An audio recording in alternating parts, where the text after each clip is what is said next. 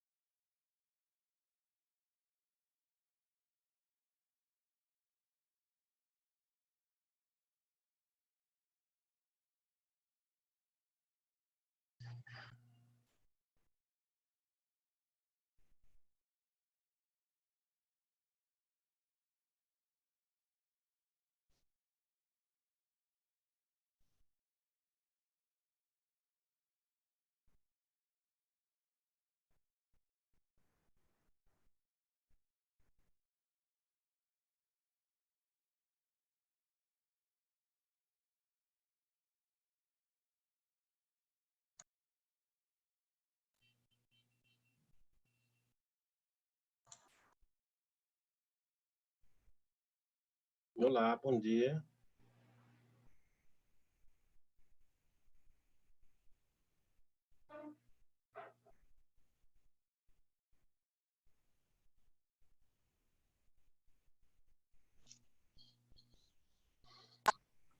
Bom dia, pastor. Ô, meu nobre, bom dia. Finalmente consegui adentrar aqui, viu? Certo, estamos vendo aqui É, o áudio tá ok, tá tudo tranquilo. tá bom, né? Dá para me ouvir bem, né? Dá para ouvir bem, tá tudo Ah, ok. beleza, rapaz. É a primeira vez que eu vou ter esse encontro assim, então tá meio atrapalhado, com medo que desse algum problema. Mas graças a Não, Deus, tá tudo ok, graças a Deus. tá. A gente vai até que horas? O senhor que manda. A gente começa daqui a uns 5, 10 minutos no máximo, e Tá, aí a gente faz no modelo que a gente está fazendo, né? O senhor fala, e aí no sim. final, se alguém tiver alguma pergunta, alguma observação, levanta a mãozinha aqui, que aí Tá. eu ativo o microfone e aí a pessoa pode fazer a contribuição. Tá, e aí você aí consegue colocar textos pro pessoal? Textos. A Bíblia, por exemplo? Não, pastor, só pelo Não? bate-papo. Não, por Ah, aqui. entendi. Não, porque falaram que era possível projetar textos da Bíblia para o pessoal. É possível, só que teria que ter preparado o slide, alguma coisa, né? Para poder passar. Aí Sim. não deu. Entendeu? Não, tá tudo bem. Tudo Eu bem. peço, eu peço para eles lerem, então. Pode deixar, viu? Isso. Tá ok. Mas eu acho que é isso, né? Eu tô nervoso, ó. Nada. Pois fique Sério. tranquilo, é a mesma coisa. Não, não é a mesma coisa, não. Não, é diferente. Verdade. É É, verdade. e os irmãos vão aparecer aqui? Como é que eu vou saber quantos tem, quem são? Tem como eu ver isso? Não. Tem como ver, eu acho que tem aí participantes, que aí aparece quem tá na reunião já, quem já entrou. Entendi. Deixa eu dar uma olhada aqui, que eu tô pelo Mas celular. tudo bem, você é que diz. Quando o pessoal chegar, que eu acho que é o Gerardo que está entrando aí. É, Tá. E você silencia, então, as pessoas, né? A Manu deve ter isso, também. Tá. isso. Então, fica ainda sob a sua administração, meu nobre. Tá bom, daqui a pouco a gente inicia. Tá ótimo.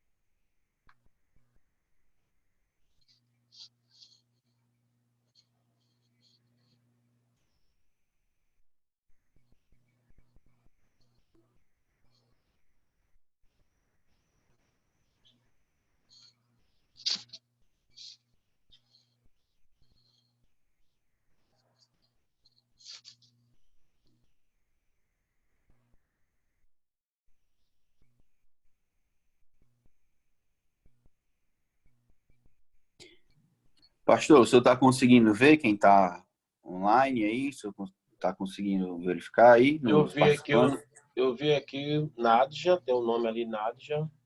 Isso. É, só Nadja que eu tô vendo, mas ali parece que tem 16 participantes. É, isso, tem 16. Ah, tá. Muito bem.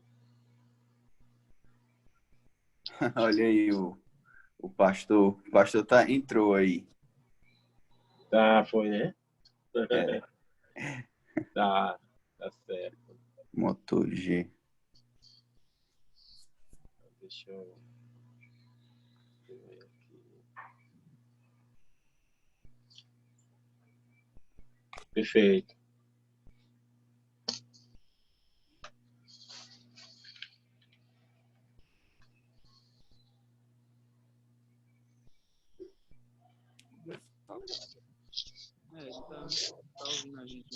Liberei o áudio de vocês agora aqui. Pode falar aí, Rogério. Ok, como é que estamos todos queridos? Queremos desejar uma boa semana a todos vocês. Concluímos aqui o culto matutino e todos possam estar nos acompanhando mais tarde no culto vespertino. Perfeito. Pode falar, estão vendo a gente. Já falei. Bom, pastor. Fale mais, já falei que foi muito. Não, é porque o áudio estava desativado. Eu ativei agora. Porque eu desliguei o microfone de todo mundo. Ainda quer que eu fale mais. Já falou muito já, né? Eu imagino, pastor, imagino. Garganta já deve estar, né? O link tá dando certo, Felipe? Tá dando certo. Tá tudo certo aqui. Boa aula, boa aula. Felipe, obrigado. Obrigado, hein? Obrigado. Viu, reverendo Edmilson? Depois manda uma águazinha de coco aqui pra gente, viu? Água de coco aqui, ó. Deus abençoe, Deus abençoe. Um abraço. André, faltou o Matheus e a Carol. Pastor, acho que a gente pode iniciar. Ah, e tá aí, ótimo, então. como eu falei para o senhor, que entrou gente depois, a gente faz no modelo que a gente está fazendo. O senhor fala e aí, se alguém tiver alguma colocação, alguma pergunta, no final a gente abre para poder alguém falar alguma coisa. Perfeito. Levanta a mãozinha, né, como o pessoal tem feito, e aí eu ativo o microfone, porque eu deixei todos desativados, e aí a gente pode fazer dessa forma como a gente está fazendo sempre. Tá bom. São 10h50. Isso. Então, eu vou fazer aqui aqui 11h30, tá? Tá bom? Tá ok, tá ótimo. 11h30, né? Tá. Pronto. Tudo bem. conclui. Ok. Ok, então podemos. Podemos.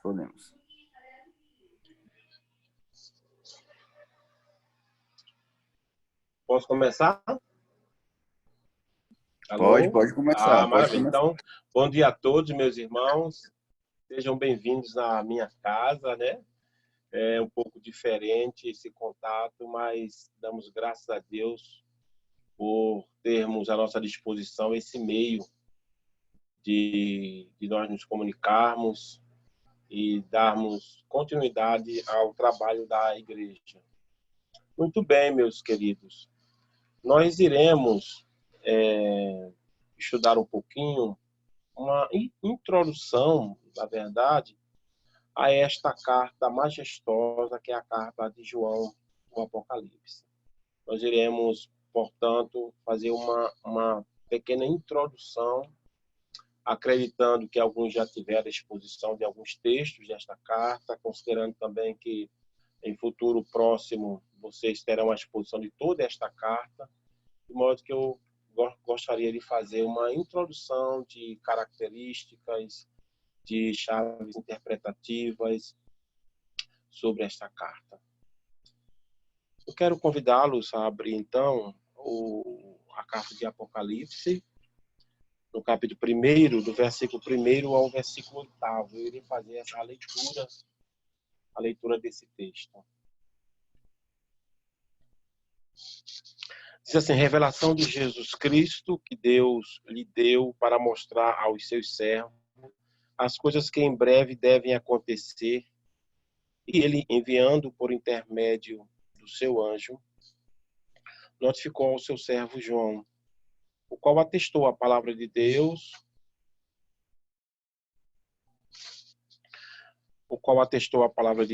e o testemunho de Jesus Cristo quanto a tudo o que viu. Bem-aventurados aqueles que leem, aqueles que ouvem as palavras da profecia e guardam as coisas nelas escritas, pois o tempo está próximo. João, às 7 igrejas que se encontram na Ásia, graça e paz a vós outros, da parte daquele que é, que era e que há de vir, da parte dos 7 Espíritos que se acham diante do seu trono, e da parte de Jesus Cristo, fiel testemunha, primogênito dos mortos e o soberano dos reis da terra. Aquele que nos ama e pelo seu sangue nos libertou dos nossos pecados e nos constituiu reino, sacerdotes para o seu Deus e Pai. A ele a glória e o domínio pelos séculos dos séculos. Amém. Eis que vem com as nuvens e todo olho o verá, até quantos o traspassaram. Todas as tribos da terra se lamentarão sobre ele. Certamente, amém. Eu sou Alfa e Ômega, diz o Senhor Deus, aquele que é, que era e que há de vir, o Todo-Poderoso. Vamos fazer uma oração.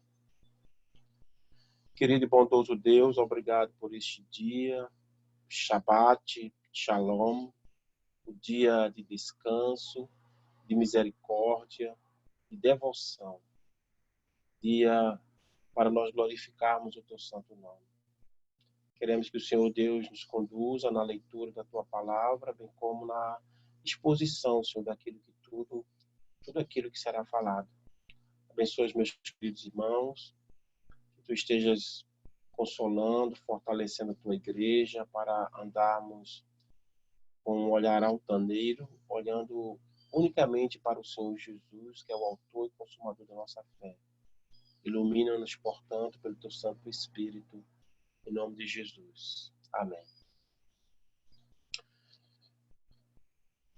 Esta carta que nós acabamos de ler tem um propósito. O propósito desta carta é fortalecer, animar, encorajar, confortar e consolar uma igreja que estava sendo perseguida, cruelmente perseguida. Uma igreja que estava sendo aprisionada, perdendo seus bens, muitos dos irmãos sendo executados, de modo que Deus dá uma revelação a Jesus, Jesus dá a revelação a João por meio de um anjo. De modo que esse é o propósito da carta, é confortar o meu coração em meio às tempestades, é consolar as nossas almas em meio a muitos conflitos que encontramos. Pois bem, colocado esse propósito, o texto vai nos falar que é uma revelação de Jesus Cristo. Portanto, esse texto e o livro de Apocalipse não serve para satisfazer as nossas necessidades de conhecer o futuro. Esta carta não atende à nossa curiosidade quanto ao futuro. Não. Ela não foi escrita para atender às nossas curiosidades quanto ao futuro. Algumas pessoas tentam fazer o uso deste livro com a pretensão de conhecer o futuro unicamente. Algumas pessoas fizeram isso ao longo da história. No século XVI, o médico e astrônomo francês Nostradamus escreveu suas Centúrias. E lá nós temos, nesta obra de Nostradamus, nós temos várias previsões, algumas profecias, baseadas no livro de Apocalipse. Naturalmente, previsões errôneas, porque não tem o objetivo de fixar os olhos para o tema central, de fato, desta carta e de todo o livro. Lá, na década de 90, no ano de 1997, um repórter, Michael, ele publicou também aquilo que ficou conhecido como o Código da Bíblia. Ele explorou, com a ajuda de computador, 304 mil versículos da Torá, pouco mais de 304 mil versículos da Torá, do Pentateuco, dos 5 primeiros livros do Velho Testamento. Então, ele fez uma análise de todos esses versículos e aí tentou encontrar ali, através de caça-palavras, saber o futuro. Contudo, diz o texto que é a revelação de Jesus Cristo. De modo que o tema desta carta é a pessoa de Cristo. De modo que vai falar da vitória de Jesus Cristo e do seu povo sobre o mundo, sobre o dragão e os seus agentes. Então, o texto ele se propõe mostrar Jesus como um vitorioso, conquistador, vencedor. Ele faz com que o seu povo, a sua igreja, se torne também vencedora. Então, o tema é falar a despeito da perseguição do mundo, a despeito das artimanhas do mundo invisível, do mundo espiritual. O livro vai falar da vitória de Jesus Cristo, o triunfo de Jesus Cristo e da sua igreja sobre os seus inimigos. Esse é o tema da nossa carta. E vai dizer que a revelação de Jesus Cristo, que Deus lhe deu para mostrar aos seus servos as coisas que em breve devem acontecer. Então, nós temos aqui o escatom, ou seja, aquele que vai acontecer nessa atual dispensação. Quais são os eventos que vão acompanhar o período da primeira vinda até a segunda vinda de Cristo? O que vai acontecer nesse intervalo de tempo entre o primeiro advento de Jesus Cristo, nosso Senhor, e a sua parousia, a sua segunda vinda? Então, as coisas que em breve devem acontecer, o escatom. Naturalmente, a Bíblia ela é escatológica. Todo o Velho Testamento é escatológico. Por que escatológico? Porque o Velho Testamento joga um olhar para o porvir, para o futuro, promete algo que vai acontecer além.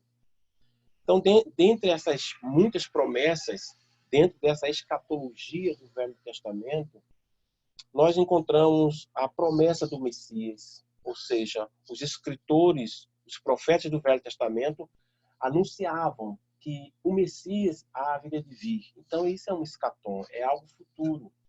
Eles também prometeram a vinda do reino.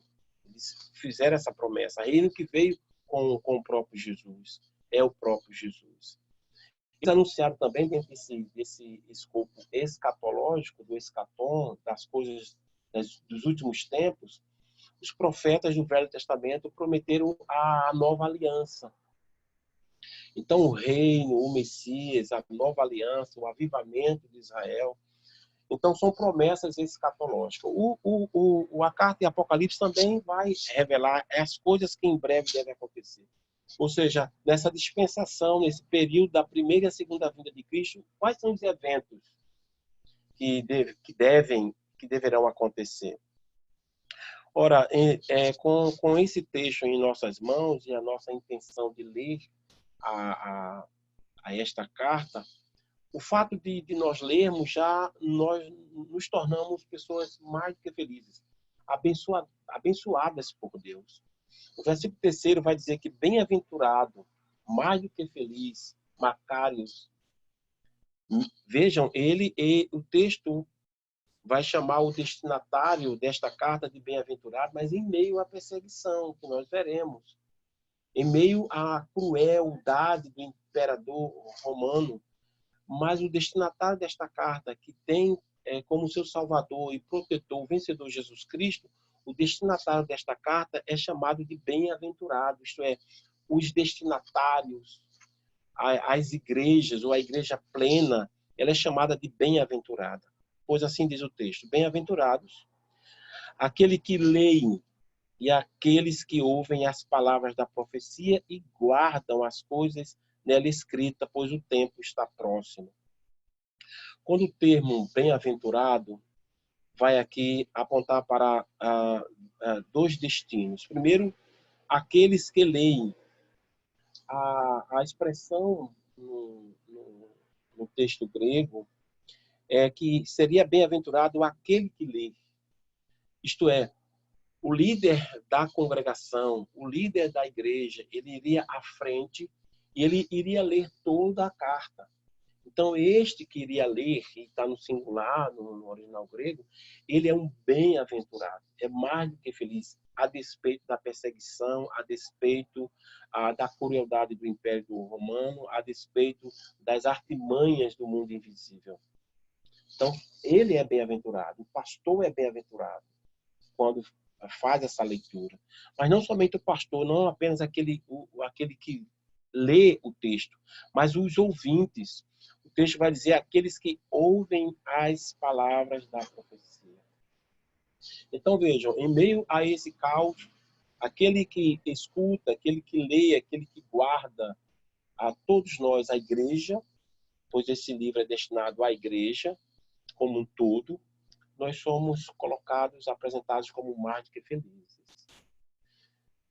Nós estamos em um momento e toda a dispensação, desde o primeiro advento de Cristo até a segunda vinda, os homens encontraram várias razões para ficarem tristes e amedrontados. O povo de Deus é um povo feliz, a despeito das circunstâncias. Então, o tema é exatamente a vitória, o triunfo de Jesus Cristo e o seu povo sobre o maligno, sobre o dragão, sobre as duas bestas, sobre a meretriz. Jesus Cristo e o seu povo é vitorioso, é vencedor, vence o mundo. Essa carta ela não deve ser fechada, ela é aberta. Por que ela é aberta? Porque há uma grande necessidade de todos os cristãos conhecerem o seu conteúdo. João recebeu a ordem para não selar este livro. Este livro não pode estar fechado, ele tem que estar aberto, escancarado, para que todos nós, o povo de Deus, tenha grande necessidade em meio à perseguição e às artimanhas do mundo invisível, o povo de Deus tem a necessidade de ouvir e conhecer a mensagem contida nesta carta. Portanto, ela deveria ser lida nas igrejas em voz alta e em bom som, em culto público. Por isso que o texto diz que bem-aventurado aquele que lê e aqueles que ouvem a palavra da profecia. Então, esse livro é aberto. Apocalipse 22:10 vai dizer que esse livro não pode ser selado, tem que ser escancarado para nós. Veja, a expressão Apocalipse está muito atrelada nos nossos dias com algo catastrófico, como algo que terrível. Na verdade, a palavra Apocalipse esse nome é dado a esta carta porque ela começa exatamente com a palavra revelação. Por que essa carta tem o nome de Apocalipse? Porque é uma revelação. Apocalipse significa descortinar, significa tirar o véu. Então, uma igreja que está oprimida, triste, amedrontada, de repente esse livro vai descortinar essa vitória que Cristo garante para o seu povo em meio, embora, conquanto haja essas perseguições. Então, Apocalipse, portanto, não é algo catastrófico, que tem a ver atrelado com algo horrível, terrível, mas é uma revelação da pessoa bendita de Jesus Cristo que traz uma mensagem para todos nós. O texto vai dizer que vai mostrar quem é o escritor desta carta. O versículo 4, João. João é o apóstolo. João é aquele que escreveu o Evangelho, que traz o seu nome. João que escreveu as 3 epístolas. Esse mesmo João vai escrever esta carta. Então, diz o versículo 4, João, as 7 igrejas que se encontram na Ásia. Então, as 7 igrejas que se encontram na Ásia, atualmente a Turquia, a Ásia Menor, hoje sendo a Turquia, essa área, essa região, ela tinha várias igrejas, não apenas 7 igrejas.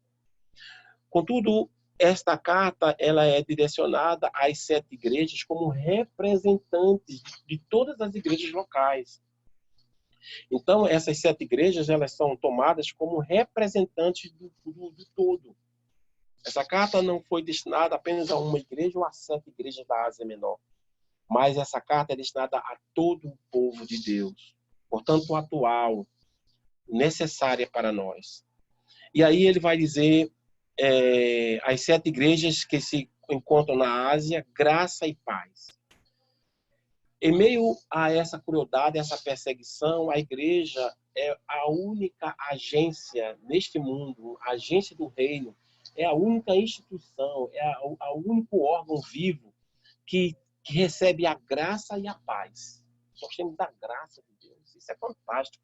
Isso nos anima, nos alegra, nos deixa de fato entusiasmado, porque é a graça e a paz.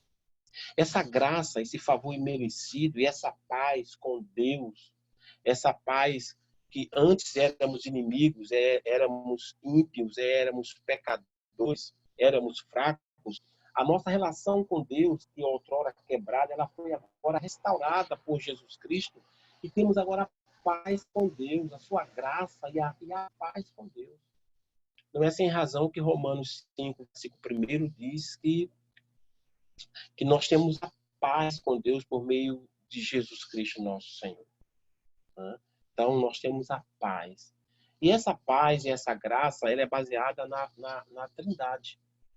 Essa graça, esse favor imerecido e essa paz que temos com Ele, e o que depender de vós tem de paz com todos, porque bem-aventurados os pacificadores, porque estes são os filhos de Deus.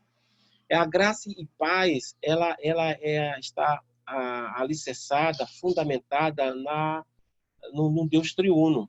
Vejamos que o texto vai dizer que a graça e paz a vós outros, estou lendo o versículo 4, da parte daquele que é, que era e que há de vir. Está se referindo à pessoa de Deus Pai. Aquele que é, que era e que há de vir. O próprio nome convencionado como Yahvé, o seu paradigma tem a ver com aquele que é, o ser que é eterno, aquele que era, que é e que há de vir. Fala da sua eternidade, o Deus Pai, o Deus eterno, todo-poderoso. Então, essa graça e paz, a graça e a paz é oriunda exatamente de Deus Pai. Mas fala também dos 7 espíritos. Está se referindo à terceira pessoa da Trindade, o Espírito Santo de Deus. E por que 7 espíritos? É um número 7, um número simbólico para falar aquilo que é completo, aquilo que é pleno. Então, está se referindo à terceira pessoa da Trindade. E continua o texto dizendo que os 7 espíritos que se acham diante do seu trono, versículo 5º. Essa graça, essa paz é da parte também de Jesus Cristo, a fiel testemunha, primogênito dos mortos e o soberano soberano dos reis da terra. Então veja que essa graça, esse favor imerecido, essa paz que temos com Deus em nós mesmos, nós não somos adeptos da imperturbabilidade estoica, mas a doutrina segundo a qual reza que os elementos externos não devem ter a nossa paz.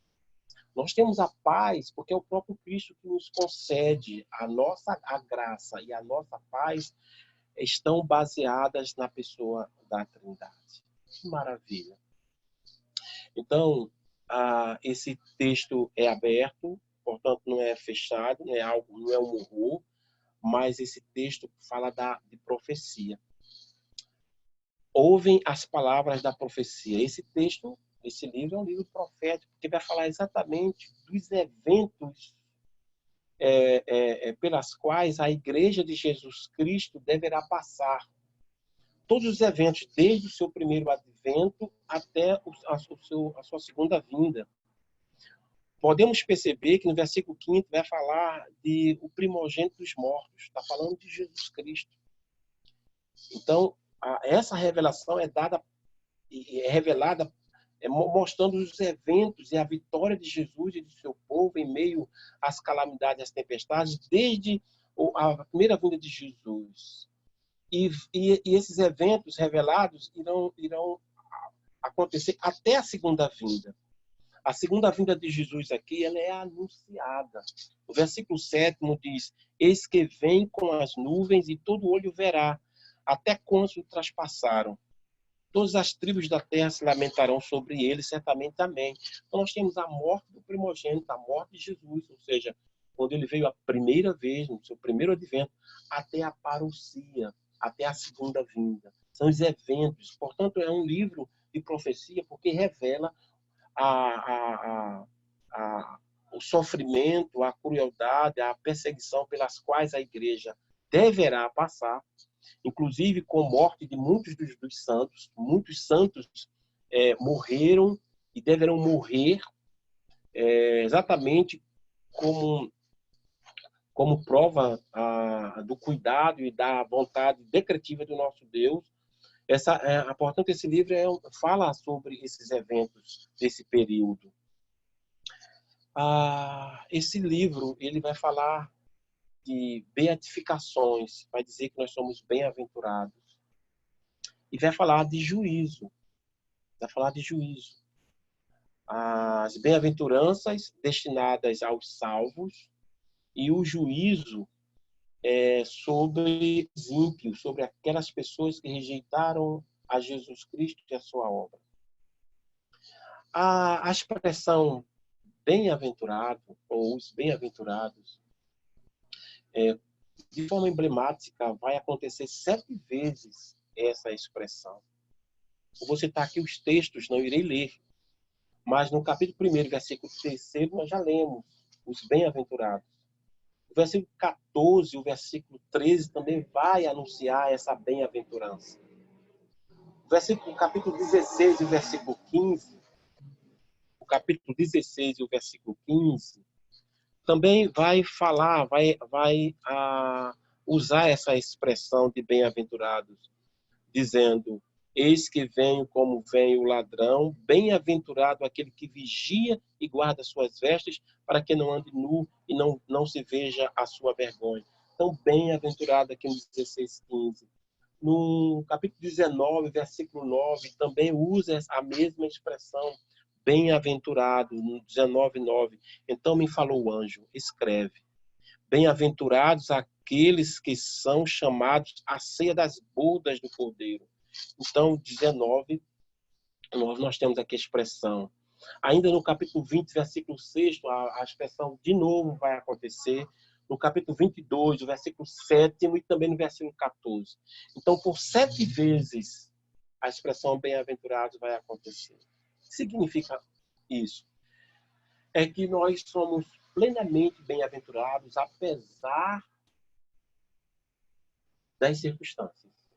Apesar de tudo que a igreja experimentou, desde os apóstolos, a igreja da patrística, os pais da igreja passaram, os pré-reformadores experimentaram, os reformadores, o Martinho Lutero, Melasma, João Calvino, e até os nossos dias, e que se estenda até a segunda vinda de Jesus. Apesar disso, nós somos bem-aventurados. Então, a carta vai proferir essas bem-aventuranças para os salvos e o juízo para os ímpios. É muito interessante que os juízos e as bem-aventuranças vão acontecer também 7 vezes ao longo desta carta. Esse livro ele é apoteótico, porque é o clímax de toda a Bíblia. Se o Velho Testamento prometeu a vinda do Messias, o derramamento do Espírito Santo, a aliança, na verdade, o Apocalipse agora é o clímax de tudo isso, de toda a Escritura, né? É o auge, por isso que ele é apoteótico, porque ele vai apontar para a consumação lá no capítulo 22, a consumação de todas as coisas. Ou seja, para os gregos, irmãos, a história é cíclica. A filosofia grega olhava para a história como algo que não tem finalidade, não tem propósito. Para aquele que serve a Jesus, e a história, ela é conduzida pelo próprio Deus e tem propósito, tem uma finalidade, que é a consumação. Os pressupostos da nossa fé. A criação, a queda, a redenção em Jesus Cristo e a consumação. Então, nós trabalhamos e estudamos pensando nesses pressupostos. Portanto, ele é um livro apoteótico por causa desse clima que vai apontar para a consumação. Deus é Senhor da história, Ele conduz. Quem está no trono, reinando, não é um imperador, um homem, mas todas as coisas acontecem acima desses imperadores, acima desses reis, acima dessas autoridades. Por isso que esse livro, além de ser apoteótico, é um livro extremamente majestoso. Nós encontramos a palavra trono 46 vezes. Trono. Mostrando a natureza majestosa desse livro. Por isso que precisamos ouvir mais, falar mais, ler mais, estudar mais. Em meio aos nossos sofrimentos. Acreditando que Cristo é o vencedor, e porque ele venceu, ele vinga a igreja, ele protege a igreja e ele declara vitoriosa a igreja. Então isso nos anima, isso nos fortalece.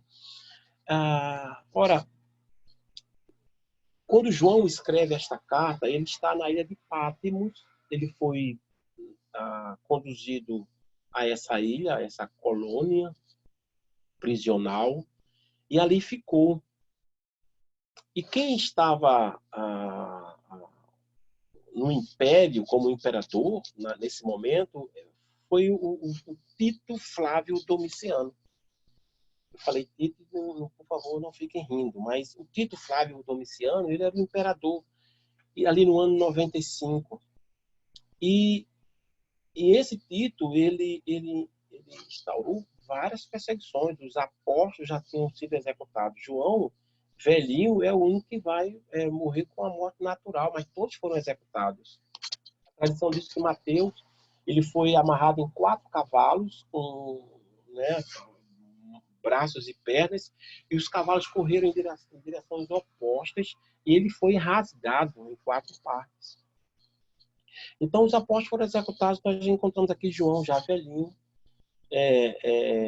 nesta ilha de Patmos, onde ele recebe essa revelação da vitória de Jesus do seu povo e passa a escrever como uma revelação, mostrando todos os eventos que acontecerão entre esse período, entre o primeiro evento e esse segundo evento de Jesus Cristo. Esse livro, irmãos, de certo você já leu esta carta, você já ouviu pregações, mas esta carta ela tem algo bem peculiar.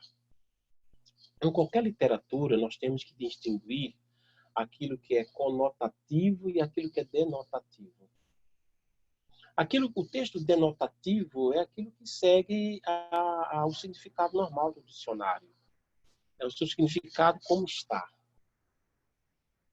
Mas esse livro aqui, ele é conotativo, isto é, ele é simbólico, ele é cheio de figuras. E por ter muitos símbolos, e ele é simbólico de fato, você encontra aqui vários painéis. É uma carta que é pitoresca, cheio de luzes, cheio de cores. E com os seus símbolos. Tudo aqui na carta nós encontramos, né, majoritariamente, são símbolos que nós temos, inclusive o número 7. Por isso que a carta não é destinada apenas às 7 igrejas da Turquia, às 7 igrejas da Ásia Menor. 7 é apenas um símbolo para representar o todo, porque 7 é um símbolo daquilo que é completo, daquilo que é pleno. Por isso que a carta não foi destinada apenas aos irmãos do passado, como uma visão preterista, porque essa carta pode ser interpretada usando a chave preterista, isto é, que tudo que está escrito aqui nessa carta já aconteceu. E Roma é o símbolo da grande besta. Nós não podemos entender essa carta como uma visão preterista, como que tudo que está aqui já aconteceu. Alguns chegam a dizer que o inferno é a representação da própria Roma. Não. Nem tampouco sermos futuristas, achar que esta carta ela foi destinada apenas para o final de tudo, já no fim das coisas. Não. Essa carta ela foi destinada para todo o povo de Deus, que experimentaram, que viveram, que morreram. Todo esse povo de Deus, a igreja, compreendido na primeira vinda de Cristo até a segunda vinda. Vocês estão me compreendendo? Então, é simbólico. Essa carta ela não é literal, ela não é cronológica, ela não é linear. Ela, portanto, é conotativa, ela é figurada.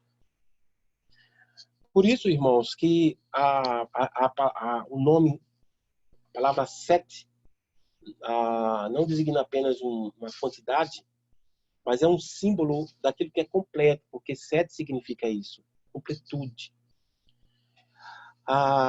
O número 7 ocorre nesta carta 54 vezes, para mostrar essa plenitude.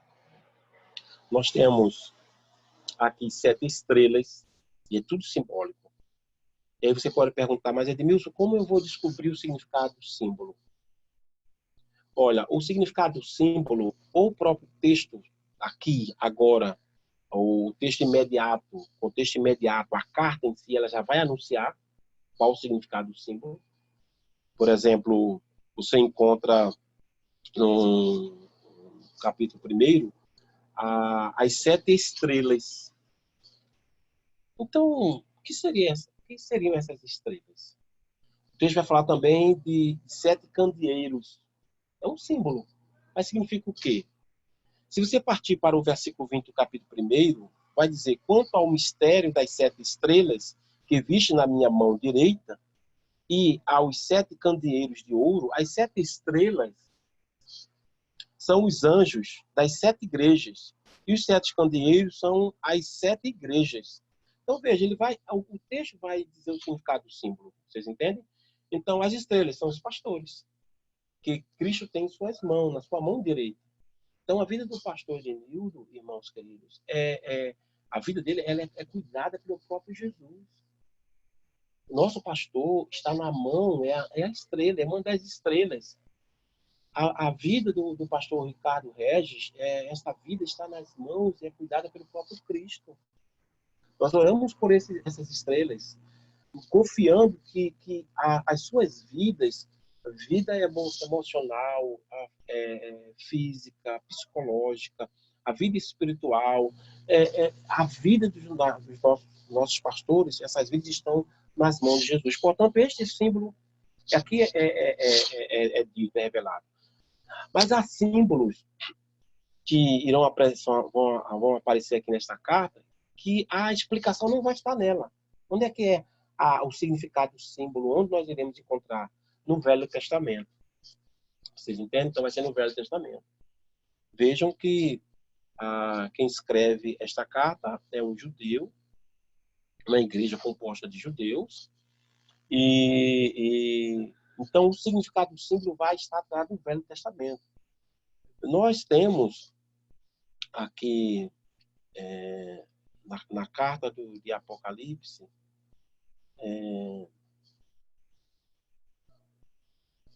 404 versículos nós temos nessa carta, 404 versículos nessa carta. Quando vamos olhar, 287 versículos são citações do Velho Testamento.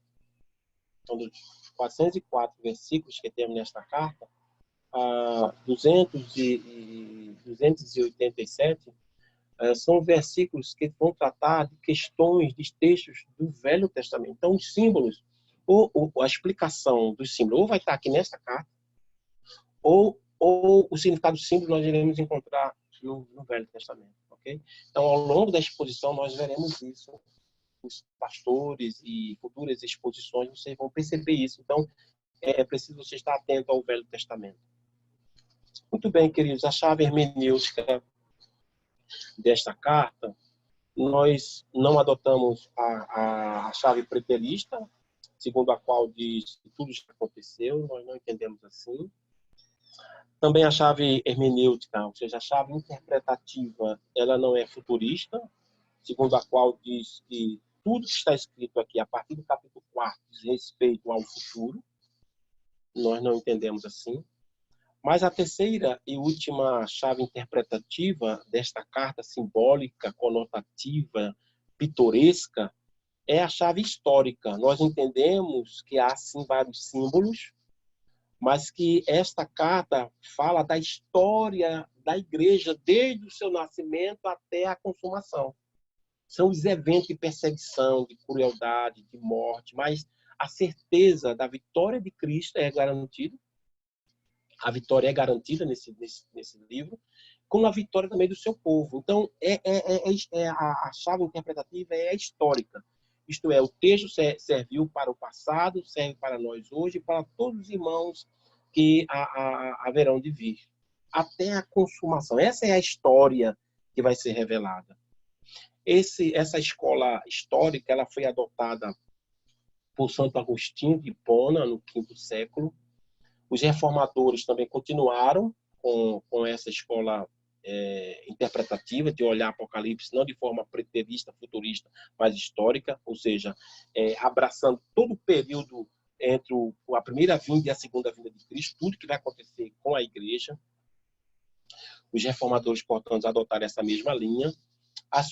Todas as nossas confissões de fé, a escocesa, a helvética, a belga, a confissão de Guanabara, a confissão de fé de Westminster, que é símbolo da nossa igreja presbiteriana do Brasil, essas confissões adotaram também essa linha, essa escola interpretativa. Ora, o que nós temos, então, já indo para o fim da nossa exposição, depois de termos falado do propósito da carta, depois de termos falado do tema, que é Cristo, o propósito é a bem-aventurança, é confortar, é consolar, mostrando que nós somos bem-aventurados, que esse livro é aberto, não deve ser fechado, é uma revelação, foi descortinado, é profético, porque fala de tudo aquilo que vai acontecer durante a história da igreja, vai anunciar juízos e condenações, mas também bem-aventuranças destinadas a nós. Ela é apoteótica e ela é majestosa, dado quem reina não é o imperador Domiciano. Então, tudo que aconteceu com João e com os apóstolos e com a igreja, a ordem não foi emitida do trono imperial. A ordem não foi emitida de Domiciano, não foi a partir dele. Na verdade, tudo que acontece com a sua igreja vem do alto. É um trono que está acima de qualquer trono terreno. É um trono que nós encontramos no capítulo 4, esse trono, embora trono, a palavra, nós encontraremos por 46 vezes, mas esse trono, versículo 4, nós iremos ver o trono do Cordeiro de Deus e o trono do próprio Deus. Então, irmão, toda a ordem, tudo que acontece aqui nessa terra por ordem, não de reis terrenos, de uma monarquia, de presidentes, de primeiro-ministros, de políticos, de juízes, de poderosos. Todos os eventos políticos, sociais, econômicos, a ordem vem daquele que está assentado no alto e sublime trono. Esta carta, nós encontramos, do capítulo 1 ao capítulo 11, fala da perseguição que o mundo vai aplicar à igreja. Então, no capítulo 1 ao versículo 11, homens ímpios perseguindo os crentes. No capítulo 1 ao 11, são instituições humanas, governo, estados, homens, perseguindo, matando, destratando, tratando com desdém o crente e a igreja de Jesus Cristo. Do capítulo 1 ao 11. Então, é uma perseguição, é um conflito que há entre ímpios e justos. Mundo e igreja. O capítulo 12 até o capítulo 22 também vai ser registrado um conflito. Mas agora é mais profundo. Porque se na primeira sessão, do capítulo 1 ao 11, mostra a perseguição colocada entre um homem ímpio, ou seja, é aplicada, né, por homens ímpios à sua igreja, no capítulo 12 ao capítulo 22, esse conflito vai acontecer entre seres espirituais. Então vejam que a leitura, né, esse paralelismo, que no primeiro momento é apenas fenomenal, mostra homem perseguindo homens, ímpios perseguindo crente, quando a partir do capítulo 12, o paralelismo acontece com essa segunda seção maior, mostrando que essas perseguições têm algo de espiritual por trás.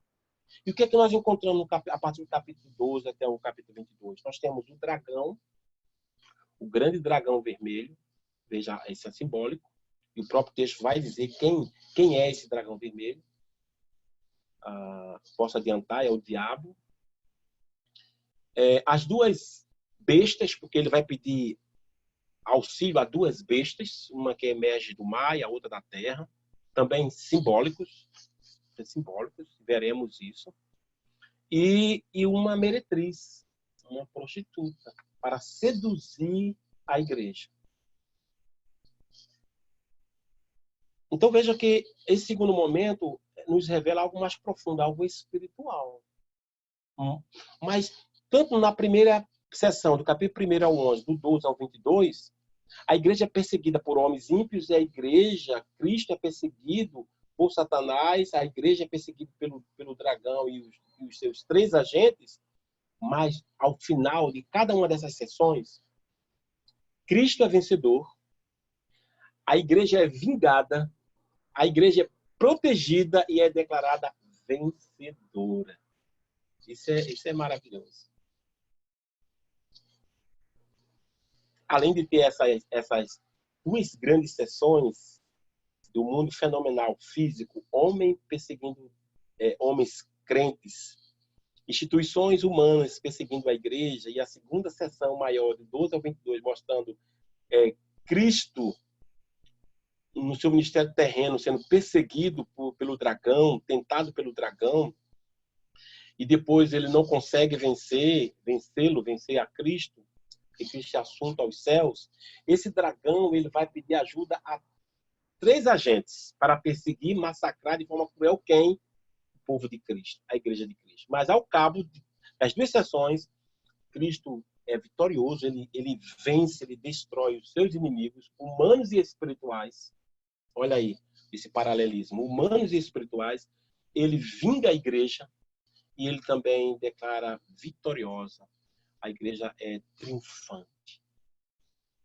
Bem, meus queridos, esse é o primeiro paralelismo que eu queria falar. Há outros paralelismos dentro da toda a carta que eu queria, mas nós teremos a oportunidade, de certo, de vermos isso nos estudos que as nossas estrelas irão a nos apresentar.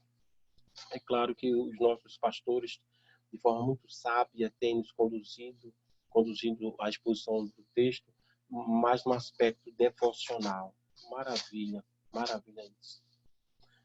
Mas, então, eu penso que o dado o horário também, né? Nós temos essas duas grandes sessões onde a igreja é perseguida, mas ela é vingada, ela é declarada vitoriosa e Cristo vence. Eu queria, meus irmãos, concluir esse nosso estudo mostrando o seguinte, dizendo o seguinte, propondo para vocês o seguinte, que a despeito de quaisquer circunstâncias e qualquer perseguição pela qual passamos, sofrimento, assim como a igreja apostólica, e até a igreja que irá ser testemunha do arrebatamento, da vinda de Jesus, da sua parousia, todo esse período entre a primeira vinda e o segundo advento de Cristo, nós somos vitoriosos. Sabe aqueles pais, você já sabe o final? Já sei o final. Eu já sei, nós já sabemos que, conquanto haja a perseguição, sofrimento e crueldade por parte de seres humanos e de seres espirituais, nós já sabemos o resultado disso. Sabe qual é o resultado? A vitória de Cristo e a nossa vitória. Por isso que nós somos bem-aventurados. Então, andemos, nesse momento, com um olhar altaneiro. Não um olhar altivo, mas um olhar altaneiro. Sabendo que a vitória, ela é certa, porque foi revelação de Jesus Cristo. Olha, então, não é algo apocalíptico no sentido de destruição, de catástrofe. É uma revelação. Revela que eu, você, a Igreja de Jesus Cristo, de todos os tempos e de todos os lugares, ela é vencedora por causa da vitória de Jesus Cristo. Eu quero citar um texto da palavra de Deus. Tem 5 palavras. Jesus falou isso. Jesus, para aqueles que estavam passando por grande aflição, ele disse: não tenha medo, tenha fé. Não tenha medo, tenha fé. Que possamos, meus irmãos, viver com essa fé em Cristo, sabendo já da vitória. Deus nos abençoe.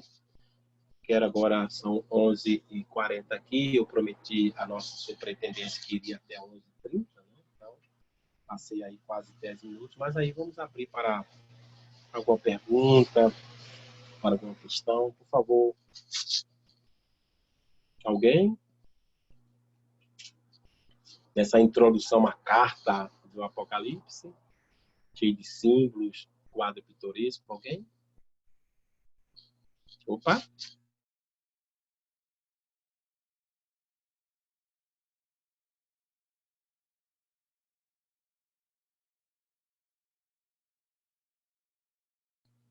Alguém sumiu? Tá?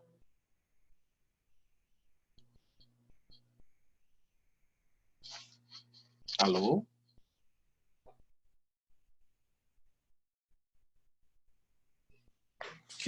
Meu irmão Edmilson, você está me ouvindo? Estou perfeitamente. Tá, não, eu queria, na verdade, só externar a minha profunda gratidão a Deus. Eu acho que nós não precisamos de mais absolutamente nada para sermos gratos a Deus e louvarmos e adorarmos o seu nome, mas hoje nós temos grande motivo de júbilo e alegria nos nossos corações, porque vimos hoje uma absoluta, clara, né, inegável manifestação do poder de Deus na nossa igreja. Primeiro com uma exposição maravilhosa, uma mensagem divinamente inspirada do nosso irmão pastor Ricardo, e agora culminando, né, com essa manhã, com essa sua exposição também espetacular, divinamente inspirada, que nos faz assim, que faz nos aumentar ainda mais o amor por essa carta, que é uma carta tão difícil, às vezes tão rejeitada ou tão esquecida, tão desconsiderada, né, pela sua complexidade.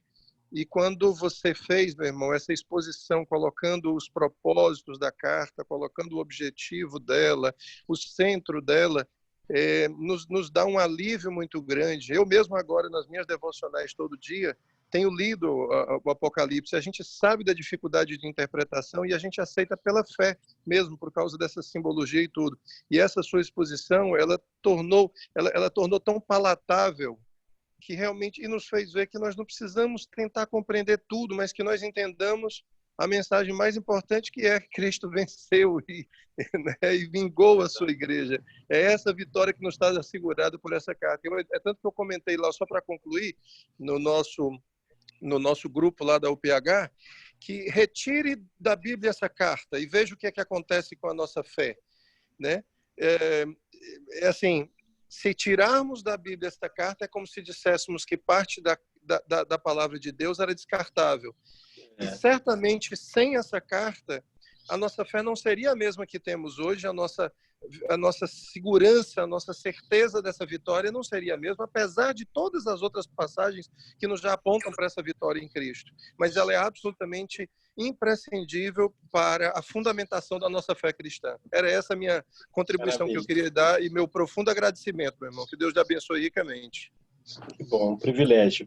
Rapidinho, rapidinho, ela é apoteótica, né? Porque no final ela aponta para a consumação, ela é simbólica, mas graças a Deus, Paulo Angelini, é possível descobrirmos o significado praticamente de todos os símbolos contidos nesta carta. É interessante isso, exceto a pedrinha branca que aparece. Essa aí os comentaristas não usam falar.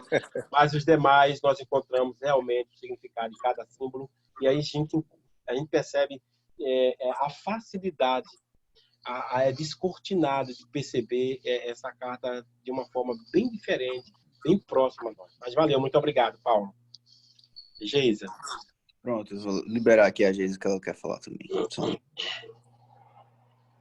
Pronto, Geisa, pode falar. Tá me ouvindo? Opa, saudade.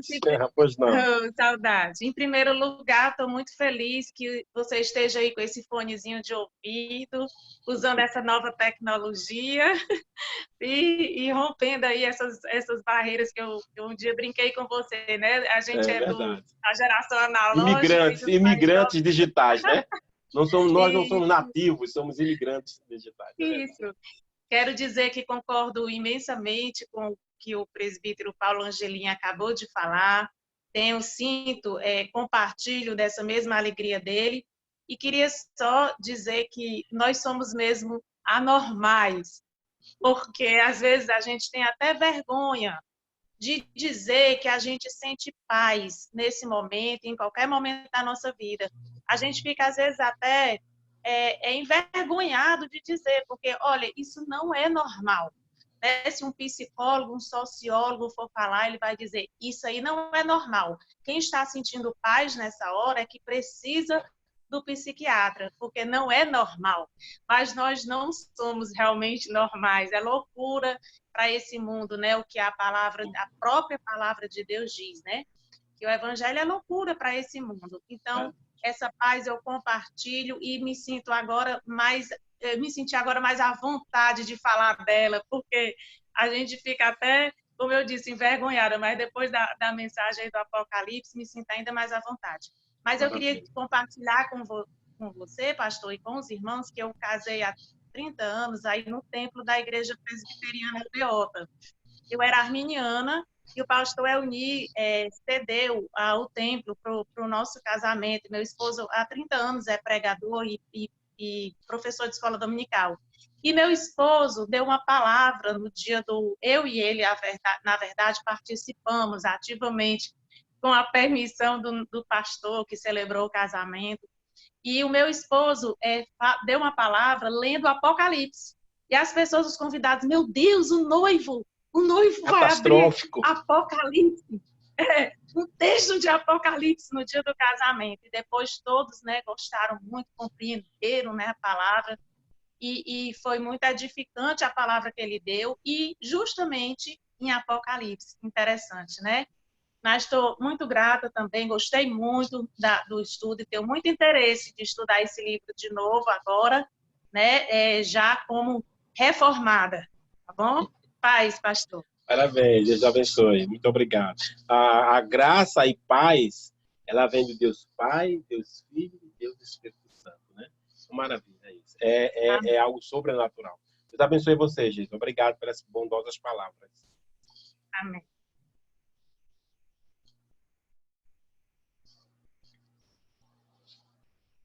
Tudo bem, então? Estamos em paz? Haja paz nos corações? Alguém quer fazer alguma intervenção? Podemos encerrar? Pastor, a gente, em nome da superintendência, agradece o senhor pela disponibilidade. Louvamos a Deus pela vida do senhor, que tem contribuído muito na nossa igreja. E aí eu queria pedir para o senhor encerrar com a oração, e aí a gente tá liberado.